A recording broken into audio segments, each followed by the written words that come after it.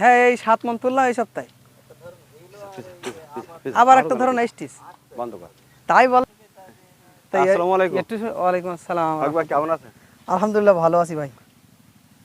আপনি আপনার ভালো এই আছেন? জমিতে কিন্তু এই তো ভালো আছি। আপনার জমিতে ব্যাপক খাদ্য দিতে হবে। খাদ্য আপনার আরো আগে দিতে হতো। ভাই খাদ্য প্রথম তো এই প্রথম একটা মানে ধরন আসছিল। হুম।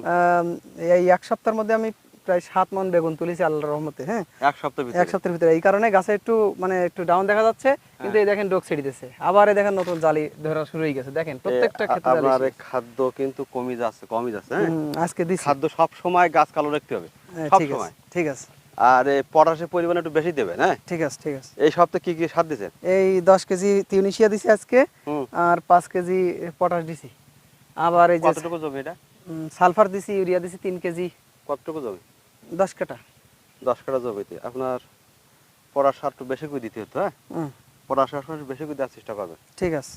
আর একটু খাদ্যর মাত্রা কমই গেছে, হ্যাঁ? খাদ্য কিন্তু বেশি করে দিতে হবে একটু। না খাদ্য কম হলে হবে না, হ্যাঁ? মানে একটা চালানের খাদ্য আমার একটু দেওয়া হয়নি আর কি। হ্যাঁ, হ্যাঁ। আমি বুঝতে পারিনি নতুন মানুষ, হ্যাঁ। যার কারণে এই এই ধরনটা আমার ব্রেক হয়ে গেছে। হ্যাঁ তা আবার এই নতুন করে আসছে। আপনি এই খাদ্য দিয়েছেন কোন জায়গায়? এই ভিতরে?